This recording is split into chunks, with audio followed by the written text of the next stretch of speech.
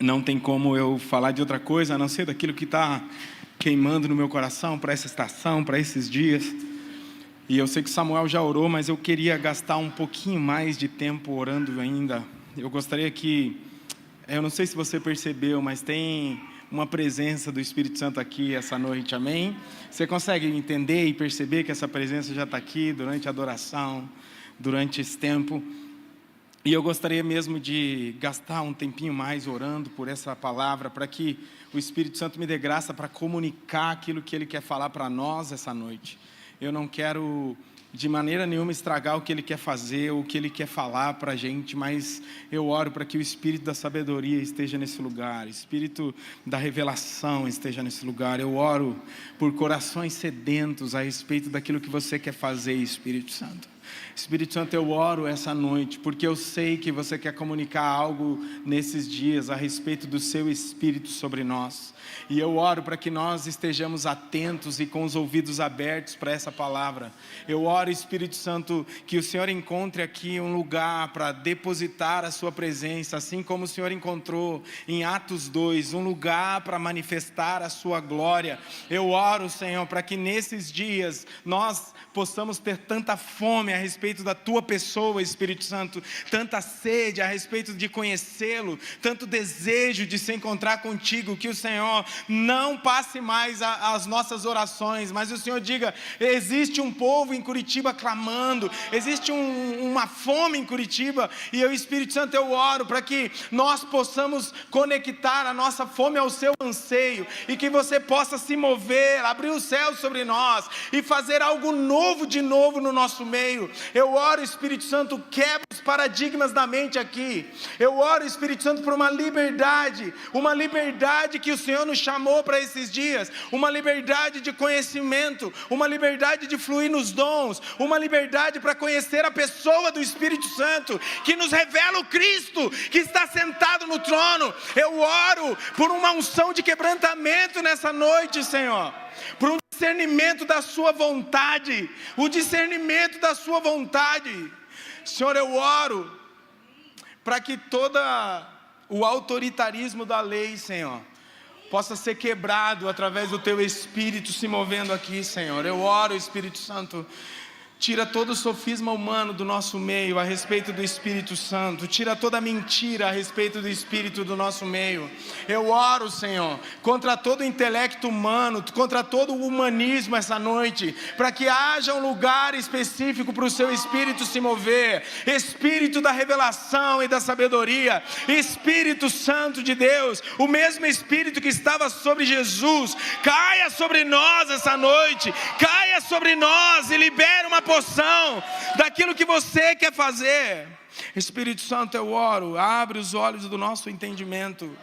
Espírito do Senhor, Espírito de sabedoria e de entendimento, Espírito de conselho e de fortaleza, Espírito de conhecimento e do temor do Senhor, venha sobre nós e gere em nós prazer na sua presença. Eu oro para que a gente não gaste tempo com outras coisas, a não ser com aquilo que você quer fazer em nós, Senhor. Senhor, ensina-nos a remir o tempo nesses dias e gastar tempo em oração em línguas, gastar tempo orando no Espírito, porque o homem natural não discerne coisas espirituais, mas o homem espiritual discerne coisas do Espírito. Então eu oro, aumenta o nível de revelação aqui, Espírito Santo, e os nossos olhos serão abertos para ver o Cristo assentado no trono. Eu oro, Senhor, por uma noite de revelação da sua santa vontade, em nome de Jesus, aleluia, amém, amém, glória a Deus. Vocês estão felizes? Aleluia. E eu oro para que a nossa expectativa essa noite aumente. Eu oro para que o Espírito Santo possa nos pegar no final dessa reunião e a gente possa fluir em línguas, danças, salmos, hinos, cânticos espirituais. Eu oro para que a nossa expectativa daquilo que Ele quer e pode fazer aumente no nosso meio, amém? E meus amigos, eu tenho sido incomodado com uma palavra já faz alguns anos, e quem anda comigo já sabe que eu vou pregar sobre o Espírito Santo, é óbvio, mas essa palavra tem mexido comigo, e vendo o que está acontecendo nos nossos dias, ela tem crescido ainda mais. E vendo essa cultura sensacionista, essa cultura de atacar de alguma maneira aqui, atacar ali, de fazer a gente ser conhecido em vários lugares porque a gente levanta a cadeira, essa palavra ainda me salta um pouco mais aos olhos, e eu acredito que ela é algo precioso e pontual para esses dias. Então eu gostaria que você abrisse a sua Bíblia, por favor, em Romanos capítulo 8.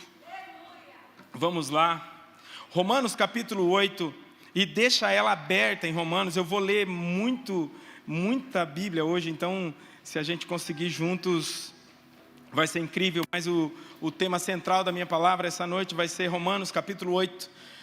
E vamos lá, posso ler?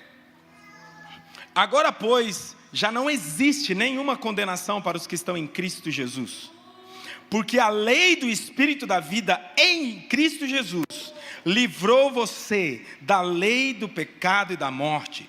Porque aquilo que a lei não podia fazer por causa da fraqueza da carne, isso Deus fez enviando o seu próprio Filho em semelhança de carne pecaminosa e que nos diz respeito ao pecado. E assim Deus condenou o pecado na carne, a fim de que a exigência da lei se cumprisse em nós, que não vivemos segundo a carne, mas segundo o Espírito. Os que vivem segundo a carne se inclinam para as coisas da carne, mas os que vivem segundo o Espírito se inclinam para as coisas do Espírito. Pois a inclinação da carne é morte, mas a do Espírito é vida e paz. Porque a inclinação da carne é inimizade contra Deus, pois não está sujeito à lei de Deus, nem mesmo pode estar. Portanto, os que estão na carne não podem agradar a Deus. E eu não vou ler o texto inteiro agora, mas antes da gente entrar realmente nessa palavra, na exposição dessa palavra, eu gostaria de trazer um pouquinho o contexto em que Paulo está escrevendo essa carta a Romanos.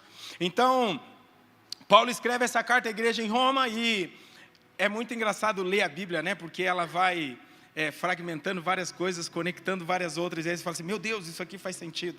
Então, a Rebeca pregou esses dias, e ela falou sobre a Bíblia cronológica, e eu comprei a Bíblia cronológica. Nossa, eu falei Bíblia 2 vezes, mano. Bíblia cronológica, né? E aí eu confesso que eu estou lendo com a Isa ali, estou lendo a minha leitura normal, daí li o primeiro capítulo, o segundo, falei assim, calma que já está gerando uma crise em mim, então depois a gente volta para esse assunto. Porque a Bíblia normal começa em Gênesis, essa não, ela já começa em João. Falei, e ela vai para Jeremias, não é, Rebeca? E depois ela volta para Gênesis. Mas Paulo está escrevendo essa carta para a igreja de Roma, e a história nos conta, e a Bíblia também nos conta, que essa igreja, ela nasceu naquele movimento de Atos 2, no dia de Pentecoste, que de fogo a casa encheu. Essa música é do Matos Nascimento, muito das antigas, só os assembleanos antigos vão lembrar, e se riram é porque lembra, né? No dia de Pentecoste, provaram o poder de Deus. Meu Deus, mas vamos lá. E gente, essa igreja nasceu nesses dias, e ela foi de homens e mulheres judeus e não judeus, gentios e judeus. Mas o imperador, a Bíblia vai dizer em Atos 18, depois disso, eu vou ler o versículo, depois eu explico um pouquinho. Ele diz assim, depois disso, Paulo saiu de Atenas e foi para Corinto, e ali encontrou um judeu chamado Áquila, natural de Ponto, que havia chegado recentemente da Itália com Priscila, sua mulher, pois Cláudio havia ordenado que todos os judeus saíssem de Roma. Então é nesse contexto que a igreja de Roma se encontra nesses dias.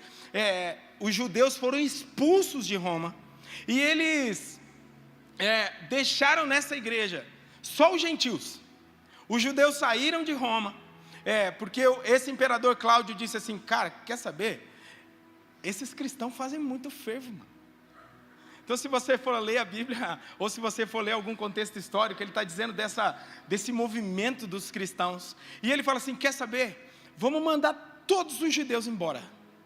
Vamos mandar todo mundo embora. E ele manda sair de Roma todos os judeus.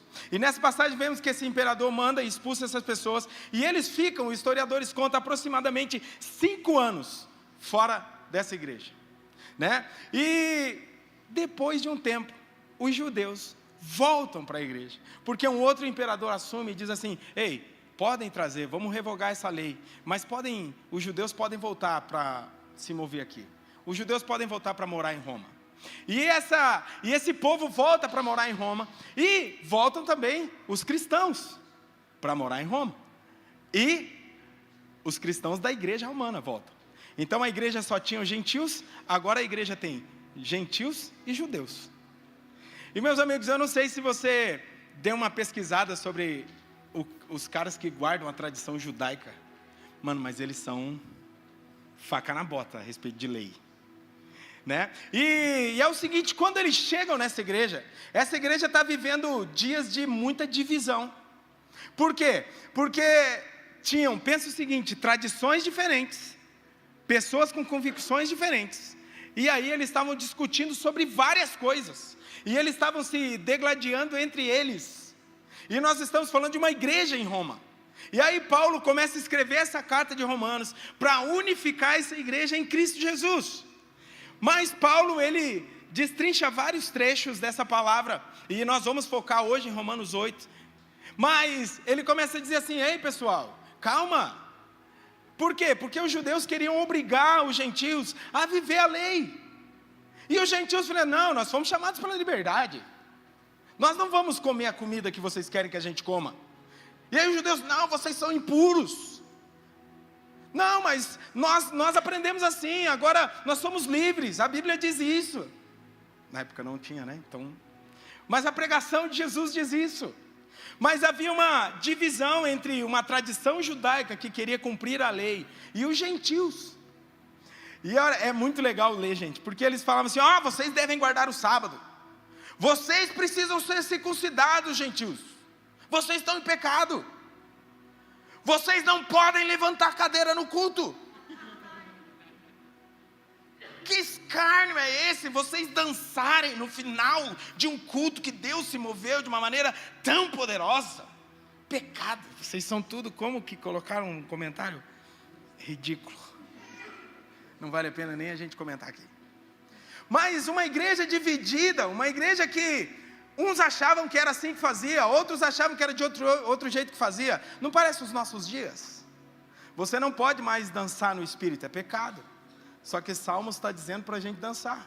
Então vale a pena cumprir o que Salmos e a palavra estão dizendo, ou que o outro terceiro está falando? Eu fico com a Bíblia. E eles estavam nesse conceito de igreja, nesse lado. Por um lado, os judeus querendo trazer as leis como uma diretiva obrigatória. Por outro lado, os gentios dizendo: olha, nós temos o nosso entendimento a respeito disso. Afinal, judeus, o que vocês querem, mano? Vocês ficaram 5 anos longe, agora nós estamos dominando tudo aqui, nós sabemos de tudo da lei, nós detonamos. Agora vocês estão voltando dizendo que nós temos que fazer isso, fazer aquilo, fazer aquele outro. E gente, eu quero fazer um paralelo com os nossos dias. Não é meio assim agora? Porque parece que se você for um cristão meio intenso, não, porque você tem que manter as tradições, né? Se você for um cara meio, vamos dizer assim, não vou chamar de sanguíneo, mas porque eu sou bem fleumático, graças a Deus, né? É perceptível, né? Mas parece que se você demonstrar algum tipo de intensidade, você ofende as pessoas que não são tão intensas assim, cara, né? Parece que se o nosso padrão de santidade, esses dias a gente estava conversando com a pastora Paty e a gente estava falando disso, a gente é meio diferente mesmo. E eu falo assim: cara, eu acho que é isso que traz segurança para a gente, em saber que Deus está fazendo uma coisa certa, porque nós estamos vivendo o que a Bíblia está dizendo, não o que o outro acha. E essa igreja estava nesse conceito. Então vamos ler um pouquinho mais da Bíblia. Paulo, quando vai falar para eles, Paulo está dizendo assim: olha pessoal, vocês estão muito divididos entre gentios e judeus, vocês estão muito divididos entre aquilo que está certo e aquilo que está errado, entre aquilo que é ofensa e aquilo que não é ofensa. E Paulo vai dizer o seguinte, Romanos 1,16, não precisa abrir, ele vai dizer assim: olha, eu não me envergonho do Evangelho, porque é o poder de Deus para a salvação de todo aquele que crê, primeiro do judeu e depois do grego, porque no Evangelho é revelada a justiça de Deus, uma justiça que do princípio ao fim é pela fé, como está escrito: o justo viverá pela fé. Porque essa tradição judaica dizia assim: olha, nós vamos ser justificados pelo cumprimento da lei.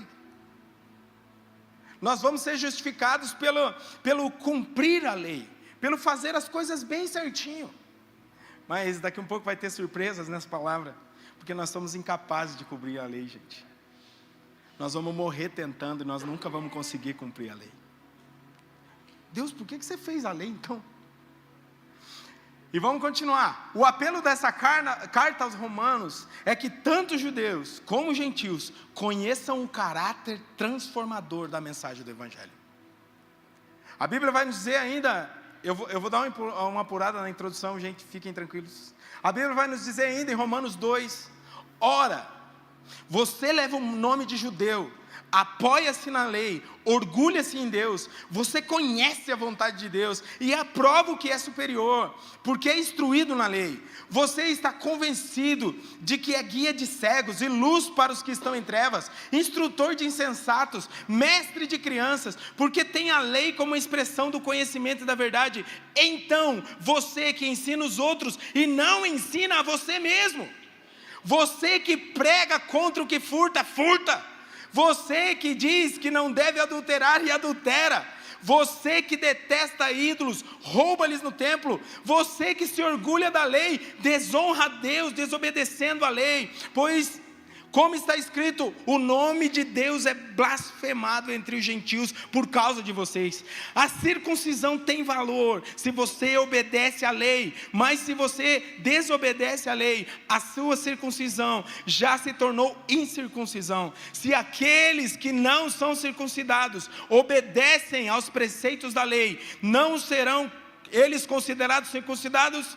Aquele que não é circuncidado fisicamente, mas obedece à lei, condenará você que, tendo a lei escrita na circuncisão, é transgressor da lei. Não é o judeu quem apenas exteriormente, nem a circuncisão aquela que é meramente exterior e física. Não, judeu é quem é o interiormente, e a circuncisão é operada no coração. E aí eu amo essa parte, pelo Espírito e não pela lei escrita, para que o louvor não provém dos homens, mas de Deus. Paulo começa a dar uma introdução para esses caras, dizendo assim: ei, vocês estão meio enganados, porque vocês estão querendo viver debaixo de uma lei. E aí ele começa a dizer assim: todos nós somos pecadores, não existe um justo sequer. Você pode se matar pela lei, mas você não vai ser justificado por ela, porque você não vai ser santo nunca o suficiente para cumprir a lei. Ele está dizendo assim, ó, todos somos pecadores. Romanos 3,9, todos pecaram. E o pior, que antes sem a lei eu não tinha consciência do pecado, mas agora a lei esfrega na minha cara: pecador. E Paulo está escrevendo isso para a igreja de Romanos, fala assim: ei, antes você não conhecesse a lei, mas agora você conhece. E o pior, você transgride, você não consegue. A Bíblia vai dizer assim: portanto, ninguém será declarado justo diante dele, baseando-se na obediência da lei, pois é mediante a lei que nós nos tornamos plenamente conscientes do nosso pecado. Sabe, meus amigos, essa cultura de julgar os outros me demonstra algo que a gente não quer olhar para dentro de nós, como Paulo está dizendo para esse povo. Está dizendo assim: ei, você está julgando o irmão que levantou a cadeira, mas você olhou para dentro de você porque você percebeu que você está falando dele? Então levantar a cadeira é pecado, mas maledicência não? Então, ser intenso na presença de Deus é um pecado. E eu ouvi uns comentários bem dolorosos, né, bem machucadores assim, né? Mas graças a Deus, o Espírito Santo e eles que se resolvam. Mas a ofensa, então não é pecado ofender, mas é pecado você ser intenso, você manifestar os dons, você orar em línguas. E o Luciano Subirá tem uma questão que eu gosto muito, ele diz assim: a gente não entende, a gente não consegue viver, então a gente julga desnecessário para a igreja. E sabe, meus amigos, Paulo vai em todo o tempo trazer essa questão sobre justificação, que não é pela lei, mas é pela graça em Jesus Cristo. Então, eu vou ler mais um trechinho da palavra de Deus, aguenta aí. Romanos 3, ele diz o seguinte: sendo justificados gratuitamente por sua graça, por meio da redenção que é em Cristo Jesus, Deus o ofereceu como sacrifício para propiciação, mediante a fé, pelo seu sangue, demonstrando a sua justiça. Ele está dizendo assim, olha só, as suas obras, a sua obra de querer fazer tudo certo, ela é incapaz e ineficaz. Então, meus amigos, Paulo está dizendo que todas essas coisas são por meio de Cristo e através da fé e pela graça.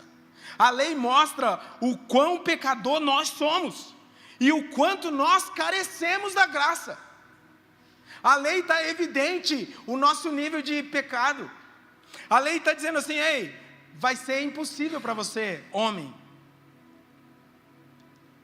tentar, você vai fazer força. Tem uma palavra do Ângelo Basso que é muito legal, e ela diz o seguinte: você vai morrer tentando, mas não vai conseguir.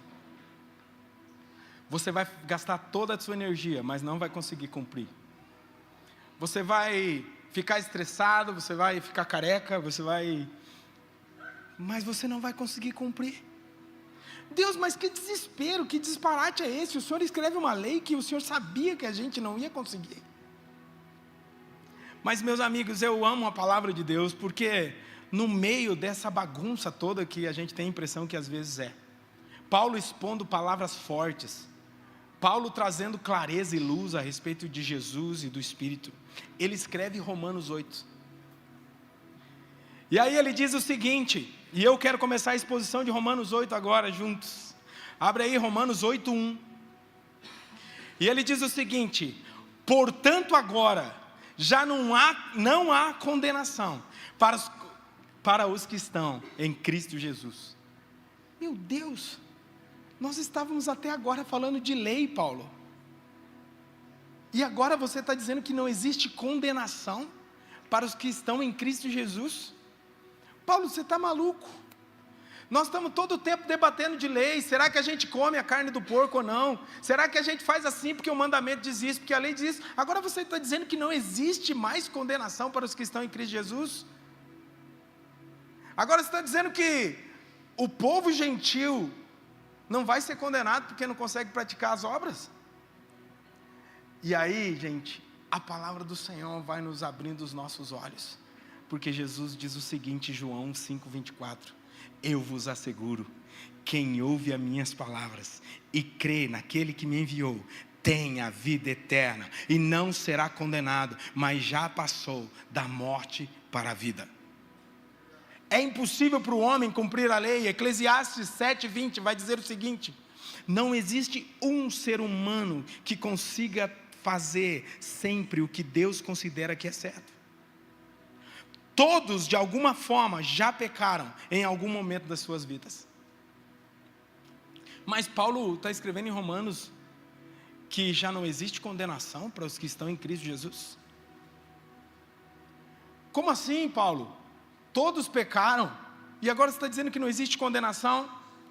Pois todas as pessoas pecaram e, portanto, estão afastados da glória de Deus. Paulo começa a afirmar que agora, a partir de Cristo, já não existe nenhuma condenação. Que loucura é essa? Mas, meus amigos, ele começa a descortinar uma palavra, que eles não estão debaixo de uma lei para a morte, mas ele começa a dizer de uma lei para a vida. E nós vamos ir para Romanos 8, versículo 2 agora.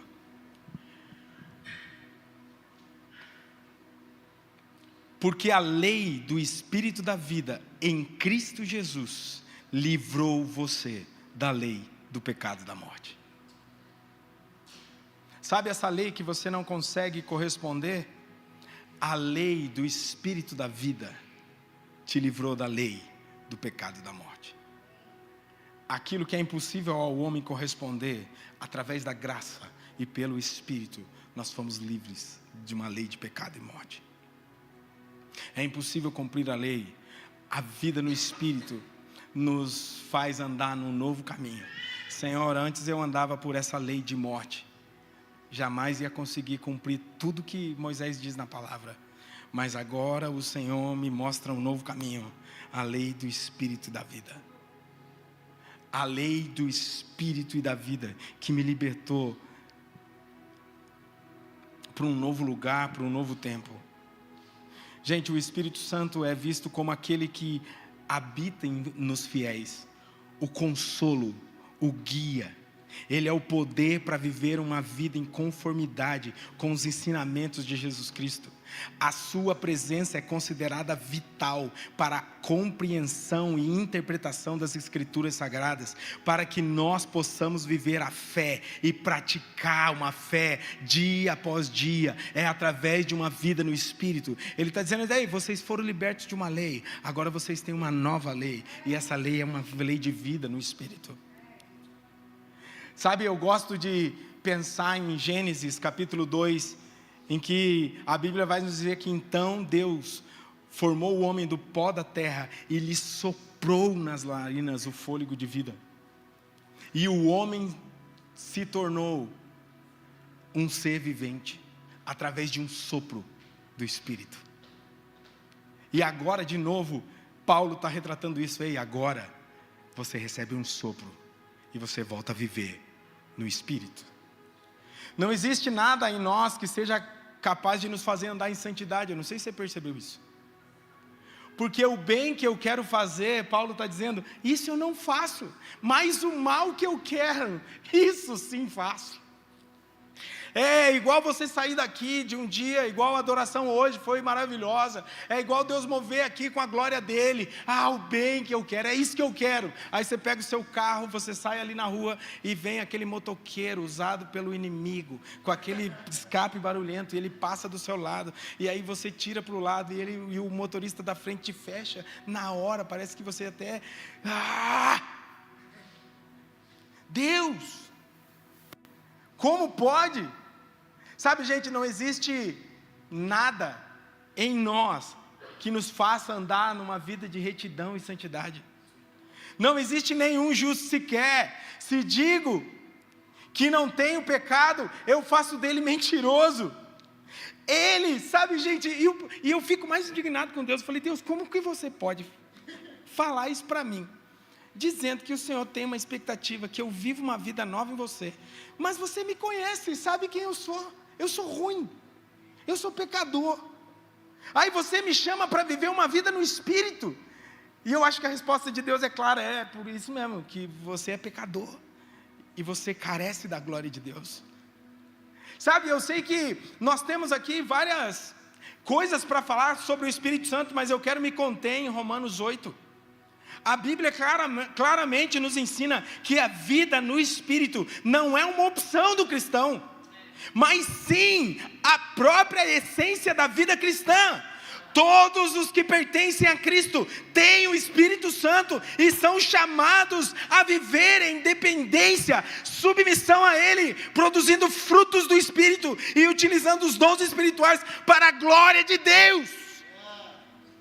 Sabe, quando você aceita Jesus, pronto. E sabe o que é mais incrível? Isso é tanto para nós, que somos carismáticos, mas é também para o cara que aceitou Jesus, e é de uma igreja que não acredita nos dons, também é para ele. O fluir nos dons também é para ele, assim como é para nós. Não tem como, gente, quando nós aceitamos a Jesus como Senhor e Salvador, automaticamente o Espírito começa a habitar dentro de nós, e nós já não somos guiados por uma lei humana, mas nós somos guiados por uma lei espiritual. É Ele quem nos convence do pecado, da morte e do juízo. Quando nós entendemos que nós precisamos não mais viver fragmentados, e eu tenho falado isso com a Isa, eu tenho a impressão que hoje em dia a gente divide coisas. Então, por exemplo, o Oziel faz adoração aqui no domingo, no sábado é bem legal, a galera se diverte. Mas quando eu vou fazer os meus negócios, você entendeu? Não sou tão espiritual assim. Eu sou um homem de Deus aqui na frente de todos, e todo mundo me vê fluindo, mas quando eu estou em casa, eu trato a minha esposa mal, porque eu acho que eu sou o homem da casa, e eu tenho a última palavra, eu não escuto, eu não honro a minha esposa, eu não faço as coisas que eu deveria fazer como marido para honrá-la. Gente, uma vida no Espírito, ele está falando de uma vida integral, de uma vida que eu sou o mesmo homem de Deus pregando, mas eu sou o mesmo sentado comendo pastel, eu sou o mesmo ministrando aqui, mas eu sou o mesmo sentado resolvendo um problema na rua, eu sou o mesmo aqui, mas eu sou o mesmo com a minha mãe, com meu pai, com aquele parente chato que fala de Mega Sena, eu sou, sabe, a mesma pessoa com o corintiano, com o flamenguista, com coxa branca, misericórdia. Mas sabe, essas coisas, nós precisamos viver a integralidade da vida cristã, e Paulo está dizendo isso. Ei gente, é uma vida no Espírito, não é um fragmento quando eu preciso. Não se trata, eu não sei se você já viu gente assim, eu acho que só eu vi, né, mano? Mas por exemplo, eu vou ter que contar, essa é boa. Eu tenho um conhecido, não é nosso conhecido, mas eu falo para ele isso, por isso que eu vou falar aqui. Ele é o seguinte, cara, ele tem uma vozona de taquara, assim, ele, não dá nada, problema, e tal. Ele é bem assim, mano. Só que um dia eu estava num almoço de família, e o meu pai, muito respeitoso, viu esse cara e falou assim: você não quer fazer o favor de orar pra gente? Mano, ele estava comigo assim, não, cara, aquilo lá é uma palhaçada, não sei o que lá. Mas quando ele pegou o microfone, meus amigos, quando ele pregou o microfone, ele começou: Deus eterno de graça, papai, que a sua presença venha, inunde esse lugar. Eu virei para ele e falei: uai, mas... Gente, porque e aí a gente está falando de um cara que é muito diferente, mas nós fazemos as mesmas coisas. Porque Paulo está dizendo dessa igreja: ei cara, não é aquele que fica exteriormente cumprindo a lei, mas é aquele que dentro do seu coração a lei do Espírito penetrou. Então não se trata de vamos falar baixo agora que a fulana chegou. Ué,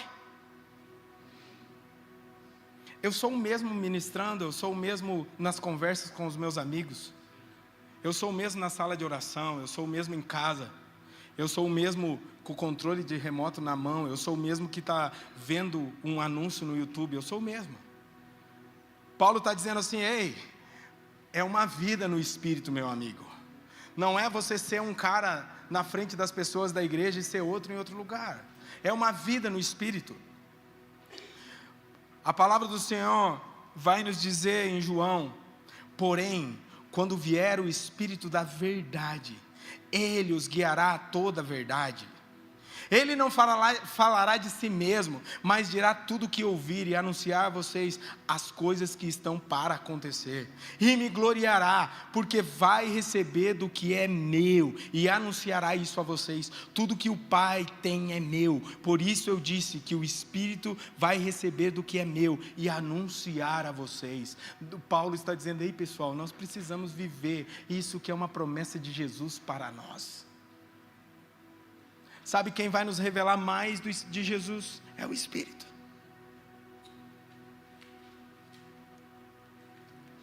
O Pai revela o Filho, mas o Filho, o Espírito, diz do Filho: ei, o Espírito Santo está lá trabalhando em nós para revelar o Cristo. O Espírito está lá vivendo em nós para revelar o Cristo. O Espírito está lá fazendo a gente passar por tribulações, por aflições, mas Ele está dizendo: ei, o Cristo está sendo formado em você, fica tranquilo, vai dar tudo certo, nós vamos chegar no final da carreira. Mas Ele está dizendo assim: você só precisa viver uma vida no Espírito, você só precisa, eu amo essa palavra que o Farley ministrou a semana passada, é de glória em glória, meus amigos, é uma glória cada vez maior, e a palavra vai nos dizer: ei, a glória de Moisés que se desvanecia, agora se apresenta uma glória ainda maior, que não se desvanece, que não vai acabar. Ele está dizendo: gente, isso precisa fazer parte da integralidade da sua vida, isso precisa pegar você por dentro e te transformar de dentro para fora. Não existe vida cristã genuína sem uma vida no Espírito. E gente, nós ainda estamos aqui em Romanos 8, capítulo 2. Ele continua, eu vou falar um pouquinho disso ainda do Espírito, mas ele diz, olha só, vocês vão receber poder ao descer sobre vós o Espírito Santo. E não tem como a gente ser um cristão aqui, cheio do fogo e da presença, oramos em línguas, cantamos no Espírito, nós pulamos, nós dançamos, mas nós saímos daqui e nós vamos viver de qualquer maneira, entregue aos seus vãos pensamentos e aos seus prazeres. Sabe, gente, viver no Espírito significa ser guiado e capacitado pelo Espírito Santo em todas as áreas da nossa vida. Gálatas capítulo 5, versículo 16, diz o seguinte: por isso digam, vivam pelo Espírito e de modo nenhum satisfarão os desejos da carne. Gente, eu não sei se você lê a Bíblia igual Deus tem me incomodado nesses últimos dias, mas eu leio um versículo desse, eu fico assim, mas como? E aí ele fala, vivam, mas eu não vou satisfazer nenhum desejo da minha carne.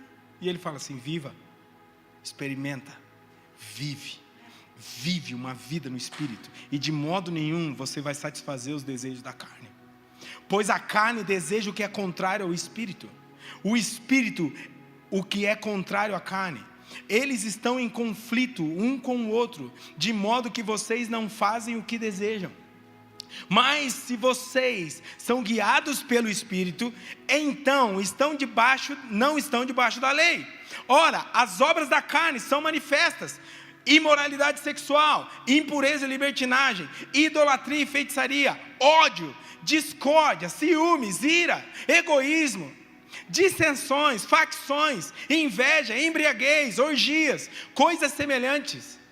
E os advirto, como já os adverti, aqueles que praticam essas coisas não herdarão o reino dos céus. Mas o fruto do Espírito é o amor, alegria, paz, paciência, amabilidade, bondade, fidelidade, mansidão, domínio próprio. Contra essas coisas não há lei. Os que pertencem a Cristo Jesus crucificaram a sua carne com as suas paixões e os seus desejos. Se vivermos pelo Espírito, andemos também pelo Espírito, e não sejamos presunçosos. Sabe, gente, eu não sei se você teve o privilégio de ouvir uma palavra da Elisa, e se eu não me engano é a palavra que ela fala do livro Espaço para Deus, e ela fala uma coisa que me marcou, e eu anotei e estava pesquisando esses dias, e ela fala que viver nesse mundo é igual Matrix. Tudo isso aqui é Matrix, mas o que acontece no mundo espiritual é que é verdadeiro. Cara, vocês assistiram Matrix ou só a gente que é mais experiente? Jovens assistiram, assistam, por favor. Mas Matrix, o que rola? Vou tentar lembrar um pouquinho, mas ele abre os olhos do cara para uma realidade que ele nunca viu. E ele começa a perceber que essa vida normal que ele vive não faz mais sentido, porque a vida real é outra coisa. Só que se nós formos para o que a Bíblia está dizendo, meus amigos, ela está dizendo que o que é verdadeiro é que os anjos do Senhor estão essa noite batalhando por essa casa. O que é verdadeiro é o que está acontecendo no mundo espiritual, nas regiões celestiais. O que é verdadeiro é o Espírito Santo tocando o nosso espírito, isso é de verdade. Os sentimentos, as luzes, o som, a música, as coisas não são verdadeiras. Agora o que é verdadeiro é aquilo que está sendo gerado no espírito, isso é verdade. E cara, é muito louco ver por esse lado, sabe por quê? Porque o nosso corpo vai se decompor, isso aqui vai acabar. A nossa reputação, o que a gente é, o que a gente foi, gente, acabou, morreu com a gente, foi para o túmulo. As nossas qualidades se vão junto. Nossa riqueza, sabe, às vezes o cara gastou a vida inteira trabalhando, Morreu, acabou. A esposa dele vai lá e casa com outro que gasta tudo o dinheiro dele, foi embora. Sabe, gastar a nossa vida por Matrix, por essa realidade, não vale a pena. Mas Paulo, eu acho que ele assistiu esse filme antes, ele fala assim, ei, mas olhe para o que é eterno. Olha o que vai perdurar para a eternidade. Não junte riquezas aqui onde a traça vai comer, mas junte tesouros no céu. Ele está falando de uma realidade que ainda não aconteceu, mas um dia vai. A realidade celestial vai descer sobre um monte. Gente, eu não sei se você pira igual eu, mas a gente conversa sobre isso. Imagina quando ele vier. Isso é real. E nós seremos transformados naquilo que é a realidade do céu, porque isso aqui não é real. Nossa, você está falando loucura. Não, eu estou falando que é bíblico. A Bíblia está dizendo para nós vivermos essa atmosfera do Espírito, de trazer as coisas celestiais para viver com a gente aqui, para a manifestação do Espírito agora, para a manifestação dos dons agora. Não amem o mundo, nem o que nele há. Se alguém ama o mundo, o amor do Pai não está nele. Pois tudo o que há no mundo, a cobiça da carne, a cobiça dos olhos, a ostentação dos bens, não provém do Pai, mas do mundo. O mundo e a sua cobiça passam, mas aquele que faz a vontade de Deus permanece para sempre. E sabe, meus amigos, tudo nessa vida vai passar. Até eu e você vamos passar, mas tem uma coisa que vai acontecer, mas o nosso espírito vai habitar com Ele na eternidade. Tem uma história que é muito legal, que é uma história antiga, ele fala assim, o que você alimenta mais? É isso que vai vencer. Então se eu alimento mais a minha carne vai ganhar toda vez, mas se eu alimento o meu espírito, nós vamos experimentar cada vez mais de uma vida no Espírito. E meus amigos, eu quero continuar lendo Romanos. Vamos agora para o versículo 3 e 4. Porque aquilo que a lei fora incapaz de fazer por estar enfraquecida pela carne, Deus o fez enviando o seu próprio Filho, em semelhança de homem pecador, como oferta pelo pecado, e assim condenou o pecado na carne. A palavra vai nos dizer em Levíticos 4, Levíticos 5, Levíticos 6, a Bíblia vai dizer assim, ei, a lei exige um sacrifício. E essa palavra está dizendo assim, ei, a carne é incapaz de cumpri-lo. Era preciso matar um animal toda vez. Eu acho que se fosse eu até vi uma matéria do Israel com a Aline, que agora eles querem sacrificar em Israel uma novilha vermelha, para purificação. Eu falei assim, mano, os caras estão querendo sacrificar ainda. E a Bíblia diz que isso vai acontecer, né? Mas, cara, e aí a Bíblia está dizendo, gente, o sacrifício é inútil.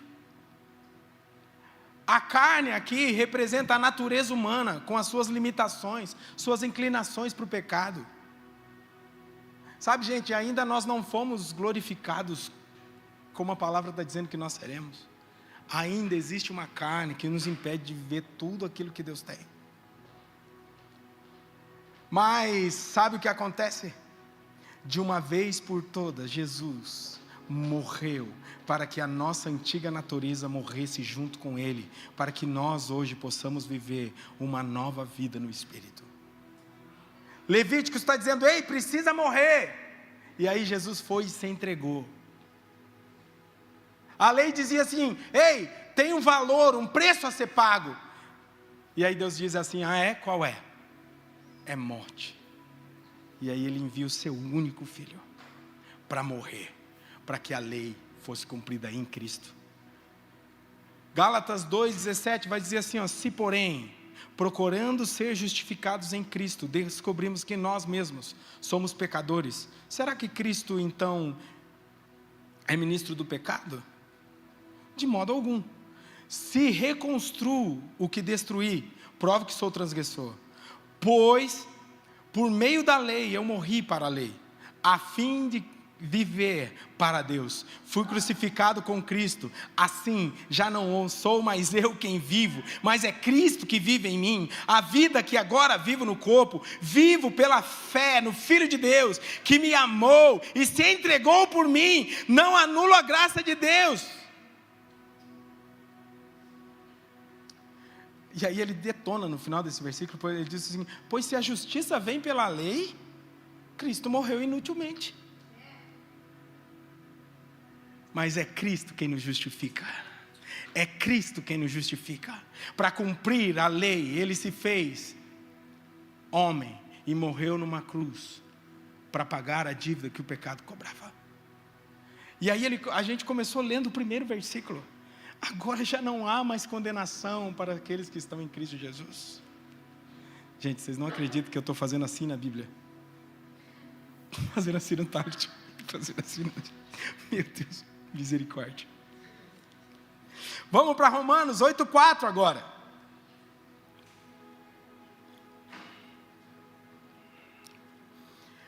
A fim de que as justas exigências da lei fossem plenamente satisfeitas em nós, que não vivemos segundo a carne, mas segundo o Espírito. Romanos 8,4 traz um ensino fundamental da epístola de Paulo sobre a relação entre a lei e a vida do crente no Espírito.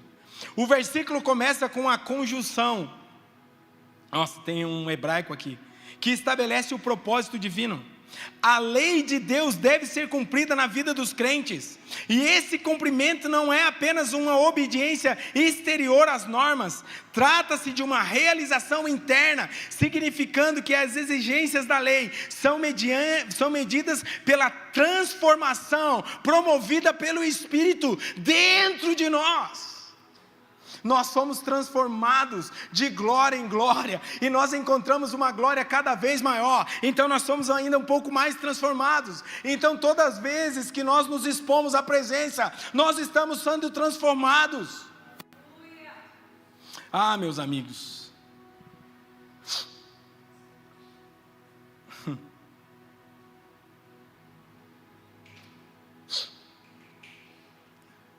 Paulo afirma que é o seguinte, que os crentes não estão mais sobre essa condição.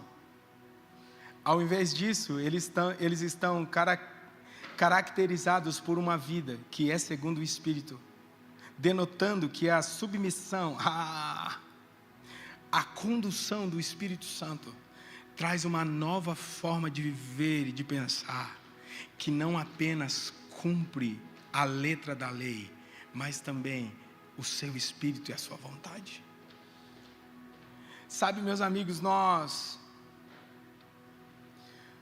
precisamos entender que quando nós estamos dispostos a viver uma vida no Espírito, Ele está dizendo assim: eu vou te ajudar nas suas limitações, para que a vontade de Deus seja cumprida em você.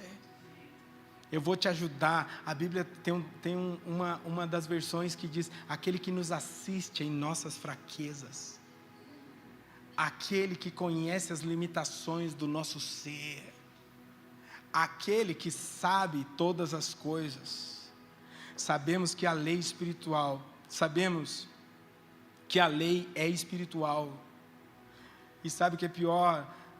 A lei é espiritual, mas antes de Cristo nós não éramos espirituais, então nós nunca seríamos capazes de cumpri-la. Mas agora, com a vida no Espírito, nós somos, em Cristo Jesus.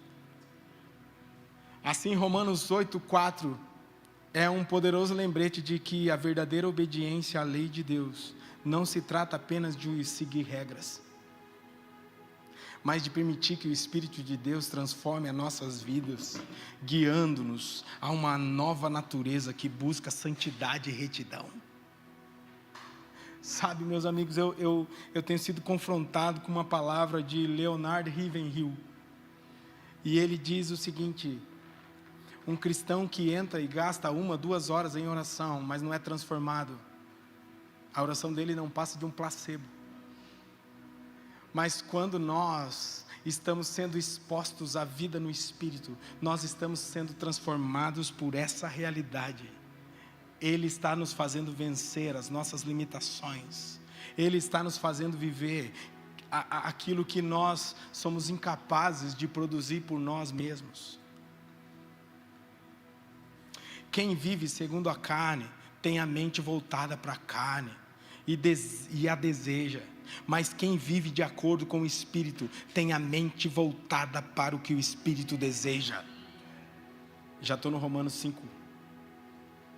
Porque a mentalidade da carne é morte, mas a mentalidade do Espírito é paz. A mentalidade da carne é inimiga de Deus, porque não se submete à lei de Deus, nem pode fazê-lo. Quem é dominado pela carne não pode agradar a Deus. Carne é uma natureza pecaminosa do homem e os seus desejos. Meus amigos, eu gostaria muito de fazer esse paralelo entre os desejos da carne. A gente já leu aqui em Gálatas. As obras da carne são manifestas: imoralidade sexual, impureza. A gente acabou de ler esse versículo. Mas quando a gente faz esse paralelo com uma vida no Espírito, ela nos pega. Porque quando ele está falando de vida no Espírito, ele está dizendo assim: ei, se você vive no Espírito, você precisa produzir frutos. Se você vive no Espírito, você precisa gerar frutos. Você precisa ter alegria. Você precisa ter amor. E sabe, eu não sei se você, a geração dos mais novos aqui, mas eu percebo um roubo da alegria dos jovens nesses dias. Eu não sei se vocês percebem isso. Mas você vai falar com o jovem, ele baixa a cabeça, ele não consegue olhar nos seus olhos, ele não consegue ter reação de alegria. Não consegue ter amor, não consegue ter paz, nem paciência. Eu não sei você, mas às vezes a gente pega o celular e o vídeo é lento e o cara não chega no finalmente. Você já vai lá e arrasta o dedo, porque você não tem paciência de esperar. Mas olha o que a Bíblia está dizendo. Sabe o que a vida no Espírito gera em você? Amor, alegria, paz, paciência, amabilidade, bondade, fidelidade, mansidão, domínio próprio. E aí quando a gente começa a olhar essas coisas, eu não sei você, mas eu olho para dentro de mim e falo assim: eu quero viver uma vida no Espírito, mas eu percebo que falta muita coisa para eu mudar em mim. E meus amigos, nós estamos aqui, e essa palavra está dizendo assim: olha, você pode tentar fazer tudo à sua maneira, mas você não vai conseguir. Você pode tentar cumprir um chamado do seu jeito, você não vai conseguir. Não, agora Gabriel, meu chamado é missões. Deus te falou? Não, agora é. Agora eu vou para o campo missionário, eu vou começar aqui no Veisópolis, depois eu vou... Agora é força de vontade, sabe aquela coisa de vontade? Eu quero, vou fazer, vai dar certo. Eu tenho uns problemas com o pecado, mas eu já decidi, eu vou vencer esse pecado, vai dar tudo certo. Eu já decidi, já resolvi, Gabriel. Eu minto um monte, vou parar de mentir amanhã. Está tudo certo. Tem um problema com a moralidade sexual, mas já tirei os aplicativos do meu celular, vai dar tudo certo. Eu tenho um problema de falar mal do amado, da amada. Mas é uma coisinha besta, Gabriel. Mas eu já decidi, vou parar de falar mal dele, vou resolver esse negócio. Sabe, nós temos...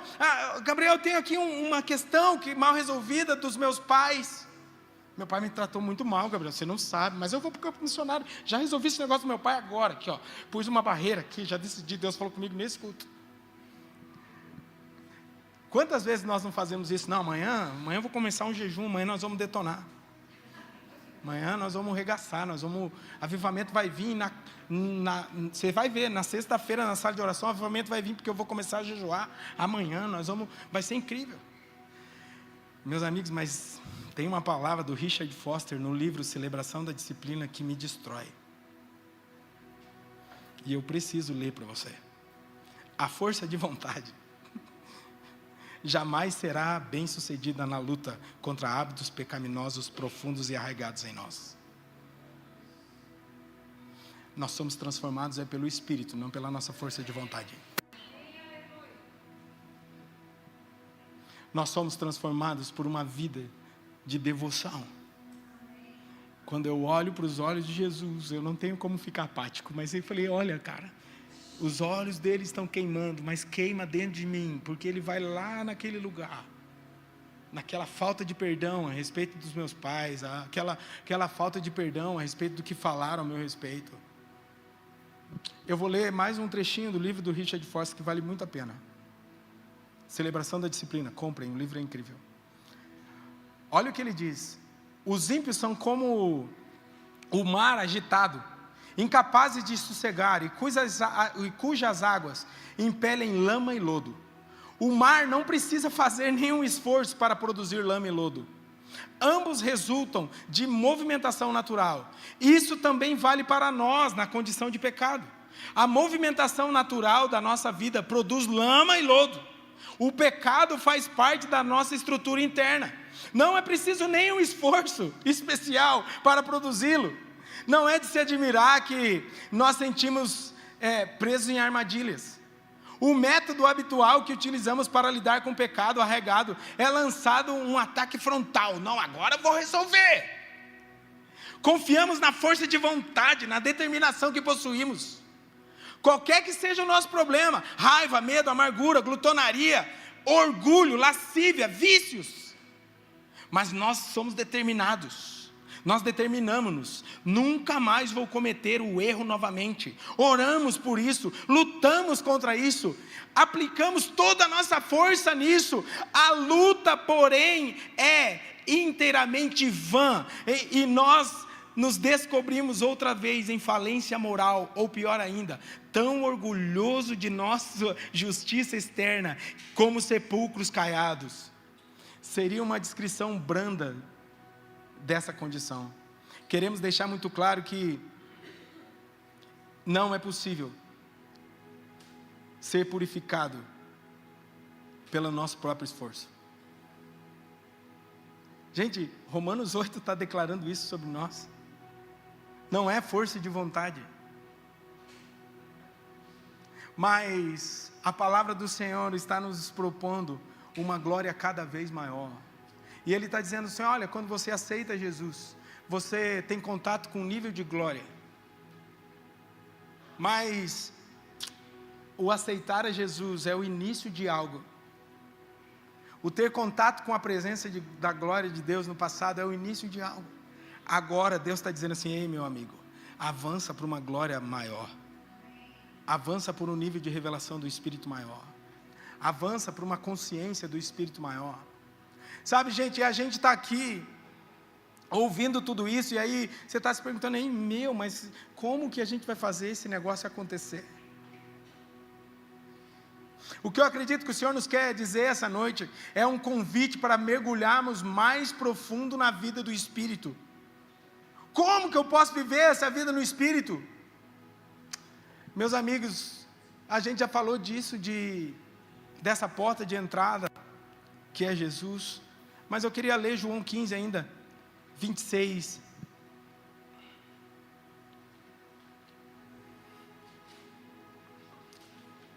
E ele diz o seguinte: quando chegar o Auxiliador, o Espírito da verdade que vem do Pai, Ele falará a respeito de mim.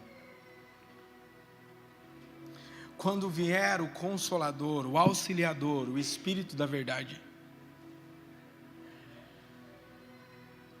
E a palavra também do Senhor nos fala em Judas, e é aqui que eu quero começar a basear como que nós vamos desenvolver essa vida no Espírito. Judas 1, versículo 20. Mas vocês, meus amados, edificando-se na santíssima fé que vocês têm, orando no Espírito. Tem uma palavra de Efésios que eu amo, que é Efésios 5. Ele diz assim: por essa razão, não sejam insensatos, mas procurem compreender qual é a vontade de Deus. E não se embriaguem com o vinho, pois isso leva à devassidão, mas deixe-se encher pelo Espírito. Deixe-se encher pelo Espírito. Deixe-se encher pelo Espírito. Deixe-se encher pelo Espírito. Quando vocês se reunirem numa igreja em Curitiba chamada Cornerstone, deixe-se encher pelo Espírito. Aumenta o nível de revelação de quem Cristo é, através de uma vida no Espírito. Vão por todo mundo, preguem o Evangelho. Quem crer e for batizado será salvo. Quem, porém, não crer será condenado. E estes sinais acompanharão aqueles que creem. Em meu nome expulsarão demônios. Falarão novas línguas. Sejam cheios do Espírito. Sejam cheios do Espírito. Falarão novas línguas. Atos 2 vai nos narrar uma história incrível. Que eles estavam reunidos no mesmo lugar e foram vistas línguas repartidas como que de fogo, que pousou sobre cada um deles, e todos foram cheios do Espírito Santo e começaram a falar em novas línguas. Sabe, meus amigos, eu estava numa mesa com uma pessoa, e a pessoa começou a compartilhar das suas emoções, das suas coisas, e eu e a Isa estávamos ali orando com ela. Na hora o Espírito Santo falou comigo. A gente procura teses, a gente procura coisas para as nossas emoções. E eu não estou dizendo que você ir num psicólogo está errado, tá? Entenda bem, vamos ser igual ao Paulo, vamos ser maduro. Mas essa pessoa começou a compartilhar, e na hora o Espírito Santo falou comigo: quanto tempo você ora em línguas? E na hora que eu falei, essa pessoa falou assim: poxa, faz tempo que eu não gasto tempo orando em línguas. E sabe, meus amigos, talvez se eu pudesse resumir toda essa palavra de Romanos 8 para nós, para a nossa realidade, eu poderia ser simplista em falar algo, mas é algo que eu e a minha casa temos experimentado durante alguns anos e tem revolucionado a minha vida espiritual, que é o orar em línguas. Porque o que nós vemos hoje não precisa orar em línguas, Rebeca, tá? Né? Tipo assim, não precisa ser tão crente intenso assim, não precisa. Mas a gente vai para a Bíblia e ele está dizendo que precisa. E é muito engraçado porque os teólogos dizem assim: não, gente, vocês têm que entender que é o seguinte, quando ele está falando dessas línguas, ele está dizendo das línguas do povo lá, que era a língua de todo mundo, porque a Bíblia está dizendo em Atos que os outros vinham e reconheciam a sua própria língua. Tudo bem? Mas em outro trecho da palavra, eles começaram a falar em novas línguas. Só que, sabe o que é incrível, meus amigos? Quando ele fala de línguas, nesse versículo, a tradução diz que não é, a tradução do grego diz que a palavra é glossa, traduzido como língua, referindo-se a um idioma ou uma linguagem, especialmente a linguagem em um contexto espiritual, que pode ser compreendida como uma língua diferente da habitual. Ele está dizendo que o dom de língua, sim, a pessoa tem até uma história muito legal da igreja do Rio de Janeiro, que a pessoa foi batizada com o Espírito Santo, e ela não falava em espanhol, e ela levantou falando em espanhol. Mas isso é o dom de línguas acontecendo. E aí diz que ela recebeu esse dom, e ela começou a fluir fluentemente em espanhol, se eu não estou enganado, e ela foi traduzir o Mike uma vez, num outro lugar, em espanhol. Mas, nesse contexto que nós estamos falando aqui do falar em línguas, é falar uma língua que você não é capaz de entendê-la, mas é uma língua que o Espírito Santo gera em você, e aquele que fala em línguas não fala a homens, mas fala a Deus. A Bíblia está dizendo isso. E gente, quando a palavra do Senhor vai nos dizer: enchei-vos do Espírito, falando entre vós com salmos, hinos e cânticos espirituais, ela não está dizendo para a gente pegar uma música e falar assim: essa música agora é espiritual, me transforma. Não, ele está dizendo de cânticos espirituais. Espírito não é uma língua que você pode traduzi-la, porque agora é incrível isso, se a língua fosse uma língua regional de outras pessoas, não precisava de espírito de interpretação daí, né, gente? É só fazer o cálculo certo. Porque se precisa de interpretação, é porque não se entende. Você não concorda comigo? Só que sabe o que eu acho incrível? é que para sermos cheios do Espírito, nós vamos precisar abrir espaço para a vida no Espírito. Nós vamos precisar gastar tempo no Espírito. Nós vamos precisar falar em línguas, orar em línguas, cantar em línguas, até que a palavra seja vivificada em nós, através do Espírito. Sabe por quê? Porque eu não sei você, irmão, mas, meu Deus, eu não sei nem que oração, misericórdia, estou indo. Mas às vezes a gente lê um versículo, e aquele versículo é tão legal, mas daí às vezes você começa a ter devoção e oração, de repente aquele versículo salta em você, e o nível de revelação aumenta.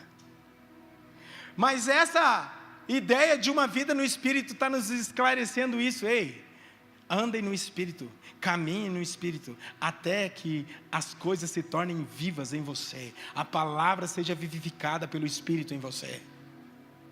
E eu não sei, gente, mas às vezes nós estamos aqui, eu percebo até que o pastor Diego fala isso, vamos cantar em línguas agora. Aí tem uns caras que ficam assim. Pois olha, né? Eu não sei, mas às vezes nós estamos aqui e está aquele mover do Espírito. Eu não sei se você já percebeu, tem uns caras diferentes. Os caras ou ficam andando, ou ele fica, tipo, fazendo milkshake, né? Tipo, né? Eu falei, cara, eu sacoalho um pouquinho, a minha cabeça já dói. Imagina desses caras. Mano, desculpa, lembrei de você agora, na hora. O Edu é assim, né, mano? E ele chacoalha mesmo, mano. Mas, gente, nossa, até me perdi no que eu ia falar. Mas vamos lá, não deveria ser importante. Mas o que eu sinto para nós é que nós precisamos dar uma resposta, e a resposta não vai vir da nossa alma. Às vezes, eu não sei você, mas às vezes nós vamos orar e a gente quer começar. Eu não sei como é que é a sua vida de oração, mas a minha é diferente. Mas eu começo orando em línguas. Porque se eu for orar, irmão, eu já vou começar. Deus me ajuda. Me ajuda. O trabalho está difícil, os caras não entregaram as peças que eu falei. Deus, misericórdia, o cliente está me cobrando. Deus me ajuda, documento do carro. Deus, IPVA. Deus, eu não sei se você é assim.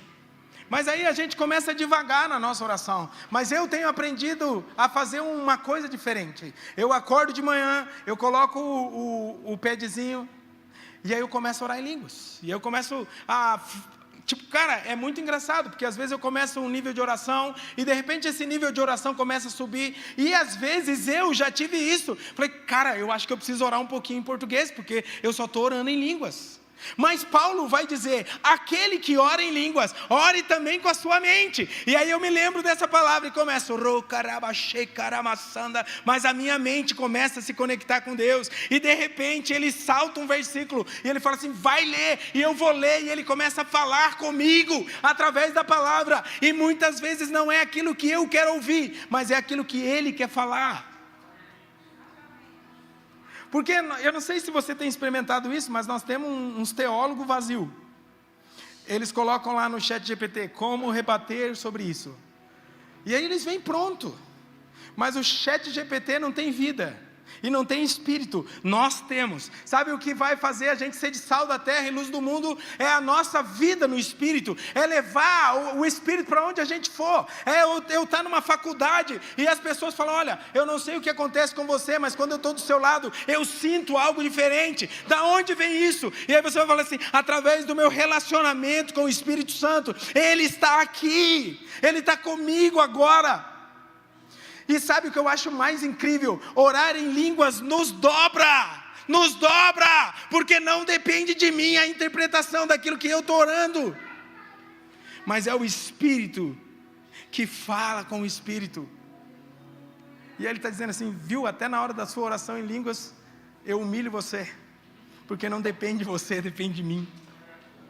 Não é pelo nosso muito falar, não é gastar 2 horas falando, é um placebo, não resolve, mas é gastar tempo na presença, até que a presença seja manifesta em mim, e eu seja transformado por um nível de glória maior. Meus amigos, eu não sei se você está entendendo o que eu estou falando, mas o Senhor nos tirou lá do império das trevas, e nos transportou para o reino do seu Filho amado. E esse reino é vivo, mas é espírito. Orar em línguas é uma ferramenta essencial de edificação. Orar em línguas não é uma moda dos carismáticos, mas é um mandamento para nós orarmos no Espírito, hora após hora. É para nós estarmos gastando a nossa vida orando em línguas. Eu não sei se você já percebeu, mas eu às vezes estou na adoração aqui, e às vezes eu estou assim, e aí nós vamos mudar de música, eu começo a orar em línguas. Eu falei: Deus, Espírito Santo, não me deixe errar, por favor, não me deixe errar, não me deixe errar, não me deixe errar. E várias vezes eu apertei o tal, que eu falei assim: gente, vamos orar em línguas, para a gente não perder o rio para onde o Espírito está nos conduzindo, porque às vezes nós queremos fazer as coisas da nossa maneira. Às vezes, gente, nós não entendemos o que é viver no Espírito, mas daí o que nós fazemos? Nós julgamos os outros que estão queimando por Jesus, mas nós não queremos gastar tempo prostrado, com a nossa mente se conectando com a mente dele, até que nós sejamos transformados.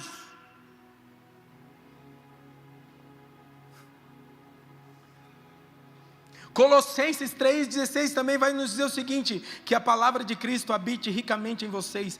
Instruam e aconselhem-se mutuamente em toda sabedoria, louvando a Deus com salmos, hinos e cânticos espirituais. Quando oramos em línguas, temos comunhão com o Espírito, sem nenhum esforço. E eu quero ir para o final, indicando um livro do Luciano Subirá, que é o Falar em Línguas, a linguagem sobrenatural da oração. E meus amigos, eu quero te desafiar a ler Romanos com esse prisma nesses dias, que já não há condenação para os que estão em Cristo Jesus, porque a lei do Espírito da vida em Cristo Jesus, nos livrou da lei do pecado e da morte.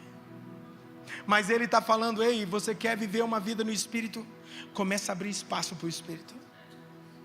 Começa a abrir teu coração para o mais do Espírito. Paulo vai nos dizer aos Coríntios: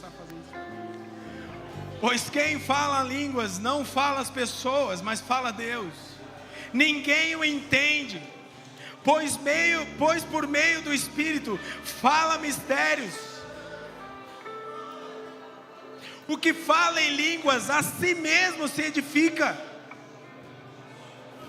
E aí Paulo está dizendo no versículo 5: eu quero que vocês todos falem em línguas, para uma edificação pessoal no Espírito.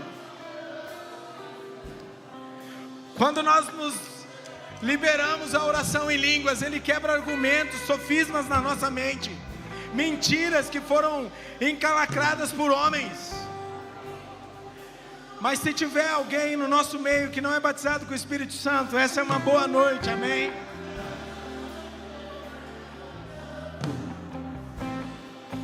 Então, meus amigos,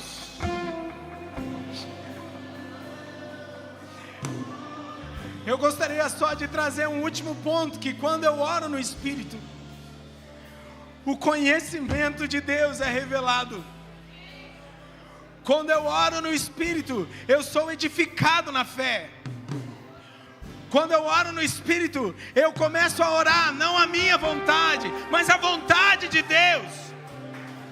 Quando eu oro no Espírito, eu começo a andar em vitória sobre a minha carne. E sabe, às vezes nós estamos aqui como igreja, e tem coisas que nós não conseguimos vencer há anos. Mas eu quero lançar um desafio sobre nós, que você comece a desenvolver essa vida de oração no Espírito, a ponto que você seja transformado. Quando eu oro no Espírito, eu desenvolvo a sensibilidade no Espírito. Quando eu oro no Espírito, eu consigo entrar num lugar de contemplação, e eu posso desfrutar de uma intercessão sobrenatural. E sabe, meus amigos, eu não sei qual é a resposta que você precisa dar a essa palavra essa noite, Mas uma coisa eu sei: o Senhor está nos visitando com mais da presença dEle nesses dias, e nós vamos estar prontos para Ele, preparando os nossos odres com uma vida no Espírito. E Espírito Santo, nós dizemos sim para você. Vivifica o nosso homem interior essa noite. Vivifica o nosso homem interior essa noite. Aumenta a revelação da pessoa do Espírito no nosso meio. Porque nós te desejamos.